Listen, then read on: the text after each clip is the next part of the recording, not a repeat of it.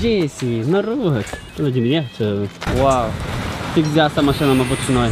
Da, fix. Mă duc acum cu Roman la GSM că el se repare iPhone-ul lui, pentru că câteva zile în urmă el și-a cumpărat un iPhone nou și la început telefonul lucra fain, de pe el a început să lucreze foarte rău, sensorul nu mai lucrează și trebuie să-l repare. Ia ne arăt. Am bine? Da. Ok, sensorul lucrează foarte rău. Persoana așa e de la Giocana, shame on you. Știi ce asta, shame on you? Nu, da. Rușine.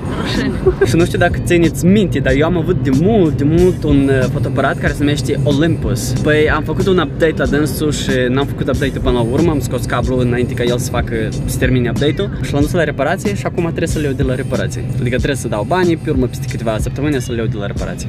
Și mașină. Asistență medicală primară. Asta e probabil mașina încă de pe timpul sovietic. Ok, ieșim aici. Aici? La doilea etaj. Când cumpărați un iPhone de pe mâna a doua, să fiți foarte atenți. Oh my god. Și ăștia zic că nu se zgârie așa să mă zgârie. Mă duc acum să achit fotoaparatul Olympus și undeva peste 2 săptămâni el să fie gata. L-am dat la reparație în februarie și acum este vara. Vă venit din sat stânga apa. Prima dată văd așa mașină de pompieri. Salut! Am venit să dau avans pentru Olympus. Am achitat pentru fotoaparat, peste câteva săptămâni să vin și să le iau. Am venit aici la Tucano să beau o cafea și să mănânc ceva, că n-am mâncat dimineața nimic. Fiecare zi eu mănânc târziu. Ne-am luat o limonadă și, cum se numește prăjitura așa? Și un fel de prăjitură gustați cu carne. Cea mai bună limonadă aici. Foarte bună. Da, mulțumesc mult. Îmi place când se face reparație. Jesse, era dusă și fericită. Și mi-a stâmpărat. Jesse. Și cum uite să Jesse. Roman, să duci să iei telefonul. Ceau. Pa. Pa. Ia uite cine ne-a dus ele tăti aici. Scoatem scaunele?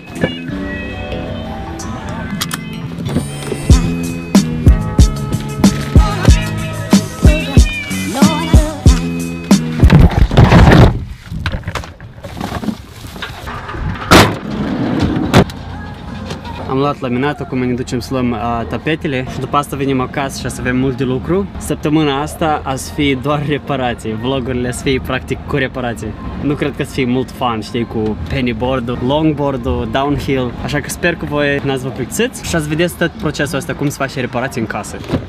Ne ducem acum să luăm tapetele. Am luat și tapetele. Aici sunt niște doamne, ele sunt foarte blânde, foarte bine lucrează. Și o doamnă s-a apropiat și a cerut autografe pentru oficerul ei. Îl cheamă Sandu. Hello, Sandu. Ei, Jesse!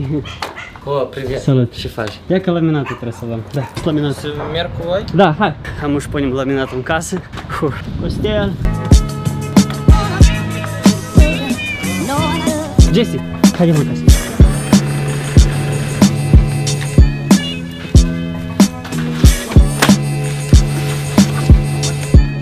Tapetele să fie așa de culoare sură, culoarea asta în bucătărie și asta în cameră. Să-mi zic și? Ca să dormim bine. Da, poți să lucrăm azi. Și mă obosiți, da. Probabil nu pennyboard și nu cruiser o săptămână. Trebuie să scoatem tot din camera asta. Voi niciodată n-ați văzut camera asta? E murdar. Tot de aici scoatem. Ducem să cumpărăm acum o ladă ca să punem toate hainele astea. Dar Eli, eu am dormit, eu nu-s machiat. Lasă, hai că ești frumoasă. Ia uite.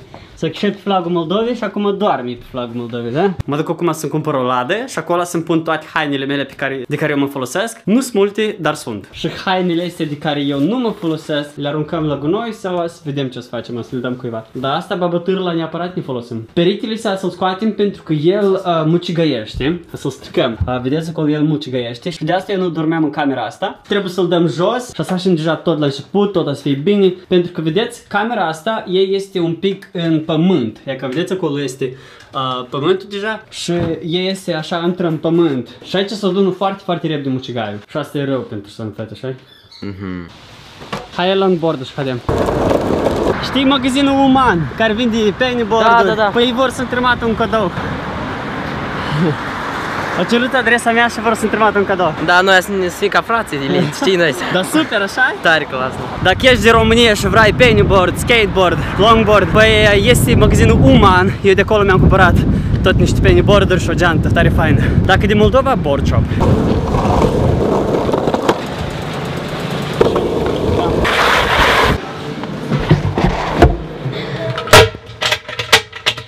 Am cumpărat chestia asta, aici spun toate hainele mele. Pirați! Nu, așa, ei de-am închisă, Fabi. A, o tărită? Da. Proces? Da. Fabi a rămas în urmă. Punem hainele acum în Minecraft. Luăm tot ce e și cel mai bun. Nu știu dacă ați auzit de trupa asta Blink-182, dar să ascult muzica Blink-182. Cât fac curat. Am scos tot de aici, am scoatem toată mobila, firmă covorul. Ați fi o săptămână lungă. Hai, ieși. Aici. Când faci reparație, nu e ușor. Hai masa asta să o punem acolo. Jessie, fii ascultătoare. S-a măscărit la ceafă de la chestia asta. Trebuie să fii ascultătoare. Tu încurci pe noi. Și tu, Poli, tu tot. Prima dată fac reparație în viața mea. Tu așa poți pui un pat așa. Ia, și așa, ia uite, vezi? Ia. Nu, stai să... Eu. Oh my god. Și murdărie. Ia ca așa. Cum trebuie patul să-l scoatem? Stai, întoarce. Crezi că așa să capă? O să încap. Yes. 1 la 1, Ilie câștigă. Colea, o să poți. Pune jos. Asta când eu purtam, vrei. Costel, vrei să vezi cum acolo? Da, intră încălțat. Ia cum, e colo, așa?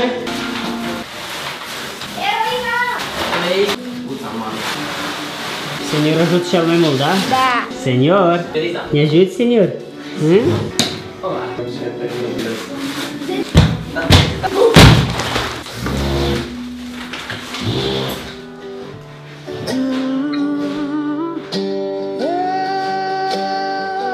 Două căldări pline de perete. Oho. Spunem tapetele. Ia că este. Strângem tapetele. Ne-mi place că noi lucrăm, dar senior stă, ia uitați-vă. Senior, s-o odihnește băietul. Uitați-vă și cu ograda noastră, mă. Oh my god, câtă murdărie. Colea s-a dus să aducă roaba. Oh, ia că asta, da. Asta altceva. Parcă l-ai văzut pe Dumnezeu. Nu, serios. Când te gândești să faci reparații, parcă îți pare că e ușor. Să scoți așa, pui tapetele și gata, știi? E cu mult mai greu. Și hai să punem este tot în așa. Atușați tot vrei să? Da. Dar și aici. Luăm o mică pauză. Coca-Cola. Ce Fabi? Ai obosit? Nu. Ne punem să privim acum în vlog interviul lui Neluțu. Ți-ți minte, ieri au luat un interviu de la mine. Peste 2 ani, hai să spunem. A, da, te praf, Fabi. Toate hainele mele am încăput în cufrul ăsta, ia uitați-vă. Astea sunt toate hainele mele. Vă chipuiți? Wow. Ia uite, nu trebuie mult. A venit vecinul și a să ne ajute cu reparația, da? Mulțumesc. Luăm roaba. Fabi, e tu căldarea. Hai, băiatule. Noroc, youtuberi! Păi, cartofi. Aici e Fabian Sebastian. Elias Vlogs cu roaba. Adem!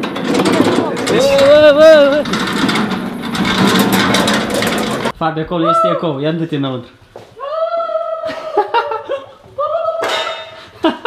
Seniorul azi a obosit foarte tare. O ieșit și pe afară și a obosit și doarme. Seniorul, așa-l iubesc. La început n-am crezut că așa de tare să-l iubesc pe senior. Credeam că, ei, el nu-i junior și nu are caracterul lui junior. Dar senior are caracterul său și foarte tare îl iubesc. Așa de drăguț el. Uite, așa și așa. Twix, da? Snickers, da? Milky Way. Așa, Fabi, super, așa-i? Wow. Asta înseamnă să fii mafior. Aici e plină cu apă. Apa asta de aici se duce foarte repede. Am mai luat un cufăr. Am trebuie să-l șterg, să fie curat. Și a spune aici hainele mele. De fapt a spune aici fotoaparat, echipamentul meu, Xbox-ul. După ce reparația se termine, aici deja să fie toate scrisorile voastre. Nu prea se vede că e întuneric. Aici sunt toate hainele mele. Fabi ce se joacă în iPad. Xbox-ul deja e în cufăr. Și mâine aici începem să facem reparație. Scoatem bucătăria asta. Cam atât pe azi, sper că nu v-ați plictisit. Cu voi a fost Ilie și noi ne vedem mâine. Pa, pa!